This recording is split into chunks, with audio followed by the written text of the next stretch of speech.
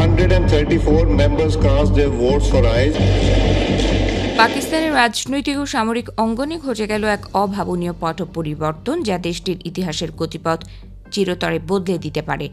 রাজধানী ইসলামাবাদের পার্লামেন্ট ভবন জুড়ে যখন চরম উত্তেজনা এবং বিরোধীদের তীব্র হট্টগোল চলছে, ঠিক তখনই পাশ হলো এমন এক আইন যা পাকিস্তানের সামরিক বাহিনীকে নিয়ে গেল একচ্ছত্র নিয়ন্ত্রণের চরম শিখরে। বৃহস্পতিবার দেশটির জাতীয় পরিষদে অত্যন্ত নাটকীয় পরিস্থিতিতে পাশ হয়েছে বহুল আলোচিত defence forces of Pakistan act 2026 এবং 2010 সালের ন্যাশনাল কমান্ড অথরিটি অ্যাক্টের সংশোধনী। বিরোধীদের তীব্র প্রতিবাদ এবং ওয়াকআউটের মধ্য দিয়ে এই আইন পাশ হওয়ার ফলে দেশটির ক্ষমতার কেন্দ্রবিন্দুতে ঘটে গেল এক যুগান্তকারী ও অভাবনীয় পরিবর্তন। এই নতুন আইনের ফলে পাকিস্তানের সেনা, নৌ এবং বিমান বাহিনীকে একটিমাত্র যৌথ কমান্ড কাঠামোর আওতায় নিয়ে আসা হয়েছে। দীর্ঘদিনের ত্রিবাহিনী ব্যবস্থার দীর্ঘসূত্রিতা ও প্রাতিষ্ঠানিক জটিলতা কাটিয়ে এখন থেকে দেশের পুরো সামরিক শক্তি একক কমান্ড ব্যবস্থার উপর নির্ভর করবে, যা বহুমাত্রিক সমন্বয় এবং জাতীয় নিরাপত্তার জন্য অত্যন্ত তাৎপর্যপূর্ণ।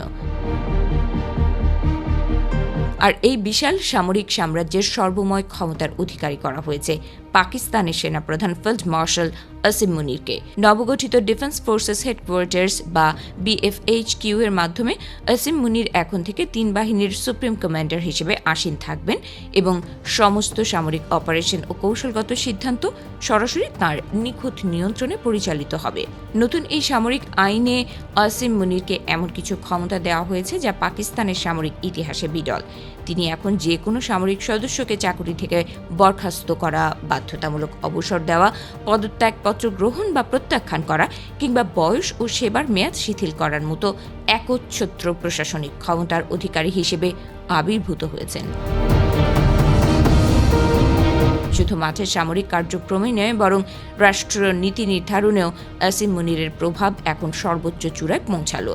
এই আইনের বদৌলতে তিনি এখন থেকে প্রধানমন্ত্রী শেহবাজ শরীফের প্রধান সামরিক উপদেষ্টা হিসেবে জাতীয় নিরাপত্তা, প্রতিরক্ষা এবং সশস্ত্র বাহিনী সংক্রান্ত যে কোনো গুরুতর বিষয়ে সরাসরি দিক নির্দেশনা ও সিদ্ধান্ত নেওয়ার এখতিয়ার লাভ করলেন। প্রথাগত সামরিক বাহিনীর বাইরেও পাকিস্তানের কৌশলগত ও পরমাণু অস্ত্র ভাণ্ডারের কমান্ড কাঠামোর পরিধি আরও বিস্তৃত ও সুবিন্যস্ত করা হয়েছে। বিগত 27তম সাংবিধানিক সংশোধনীর ধারাবাহিকতায় গঠিত commander of the national strategic command পদের মাধ্যমে দেশের পারমাণবিক ও কৌশলগত বাহিনীগুলোর পরিচালনাগত ঐক্যও এই নতুন কাঠামোর অন্তর্ভুক্ত হয়েছে, যেখানে প্রথম 4 তারা জেনারেল হিসেবে দায়িত্ব পালন করছেন জেনারেল সৈয়দ আমের রাজা। পার্লামেন্টে এই দূরপ্রসারী আইনটি উত্থাপন করেন দেশটির প্রতিরক্ষা মন্ত্রী, আর পুরো অধিবেশন জুড়ে উপস্থিত থেকে পুরো প্রক্রিয়াটির উপর কড়া নজর রাখেন প্রধানমন্ত্রী শেহবাজ শরীফ স্বয়ং।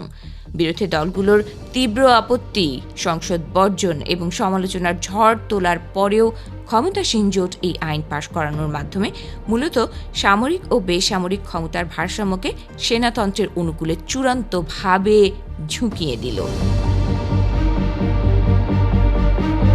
দশকের পর দশক ধরে সামরিক হস্তক্ষেপের কালো ছায়া এবং রাজনৈতিক অস্থিতিশীলতার মধ্য দিয়ে চলা পাকিস্তানের জন্য এই বিশাল ক্ষমতার কেন্দ্রীকরণ এক গভীর উদ্বেগের জন্ম দিয়েছে। একজন মাত্র সেনাপ্রধানের হাতে এহেন অবারিত ক্ষমতা অর্পণের মধ্য দিয়ে দেশটির গণতন্ত্র, সংবিধান এবং ভবিষ্যৎ ক্ষমতার ভারসাম্যের চাকা কোন ভয়ঙ্কর দিকে মোড় নেয় এখন সেটি দেখার অপেক্ষা।